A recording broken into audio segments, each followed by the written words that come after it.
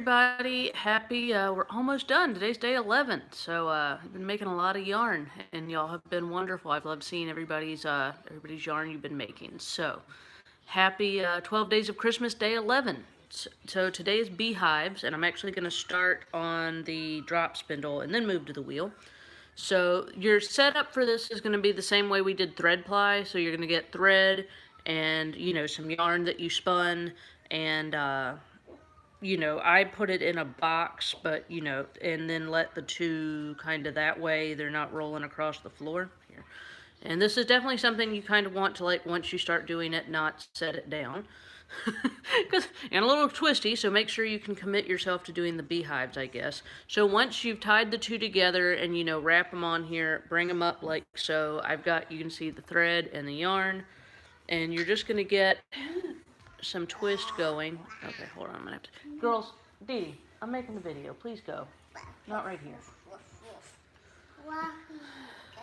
It's always something. So, hey, seriously, not right here. Don't pull her.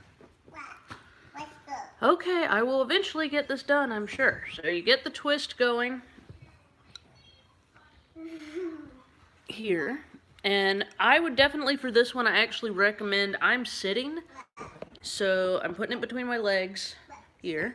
And then so I'm getting the twist, and then what you want to do is kind of hold the thread, and then you're going to push so that the thread is being held, and then once, it's parked between your knees, you can push it down, the yarn, and you can make like the little beehives. So see, that's the beehives. I definitely feel that it's going to be more pronounced, more beehivey on the wheel, because you can you've got kind of a constant tension happening there, whereas on the drop spindle you're having to kind of do it and then put it down and then make more tension. So I'm going to spin, and you want to get a good bit of twist.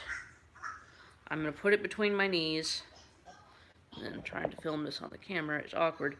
Hold your thread and then kind of squunch your yarn down on your thread. The more you squunch it, the bigger the beehive is going to be. Also, if you're using I like using, and this isn't a particularly good example, if you're using more of like a thick and thin, chunkier yarn as your yarn single, it makes more pronounced beehives as well.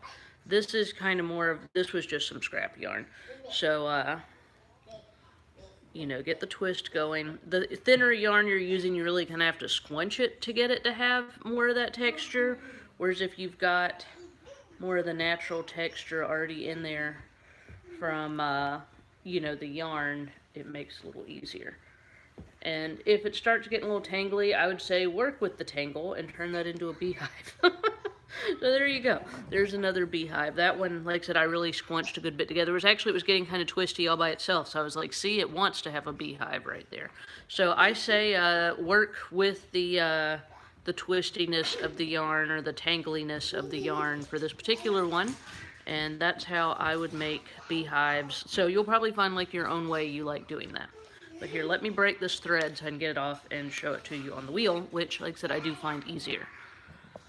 So, let me turn this around here. Dee Dee, be quiet, please.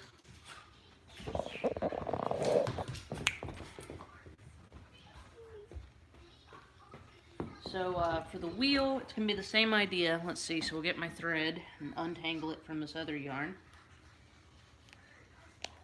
And I'm going to put it on my Lazy Kate. And this is a big spool of thread. You can actually, because it's the size of the Lazy Kate, at least on my wheels, a regular spool of thread will also fit on here. Make sure if it's a top Lazy Kate, we're aside, bring it around that peg so it's not getting caught in here. And then for this, I'm going to put this on the floor. This is just a little ball of yarn. This one is a little bit more thick and thin, so I think we'll get a cooler look. And same thing as thread ply. Just gonna tie them together,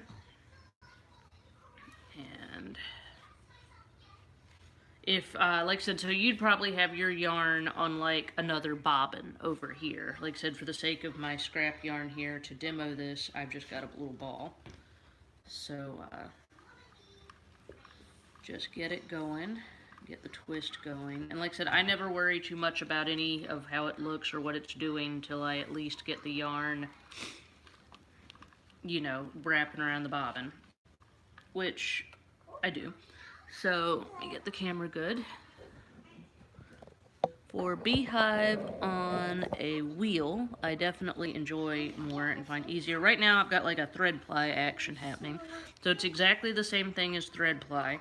But every once in a while, I'm holding the thread, just letting it not, you know, keeping the thread from going on my finger. And then I'm taking my other hand and I'm just pushing the beehives together. So I kind of let them go at the same time, and then I'll kind of hold the thread and then push a beehive. And you can really exaggerate, and then let them go at the same time. Hold the thread and then kind of push a beehive. Then you can make like a big beehive, you know. So there's your beehive. Let them go at the same time. Like, so there's kind of a chunky part in the yarn, so that makes kind of a natural beehive. I like to really use the natural, thicker parts of the yarn. Here comes one. And then when I get to that, hold the thread, just stop it on my thumb, and then push it together so you can, oh, there's a good one. You can really, you know, go to town with them if you want. And that's, you can see, this is a open hook orifice, but even there, if you get too big, you know, you might have to kind of help it get through. But beehive yarn is super fun. I really like it. So get here, and push it, squunch it together.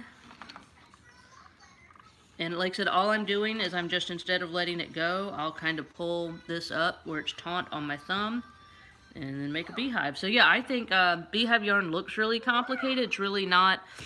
It's definitely more exaggerated on the wheel because you're able to like keep the motion going while you're stopping it and pushing it. Whereas on a drop spindle, you're having to like get the twist, then squunch it, and then get more twist, and then squunch it. But it's the same hand method, just, and sorry, the camera's like crooked today.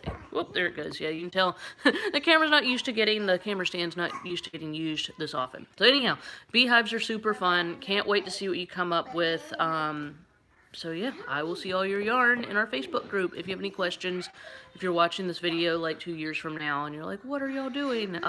You know, feel free to comment below. And a happy spinning.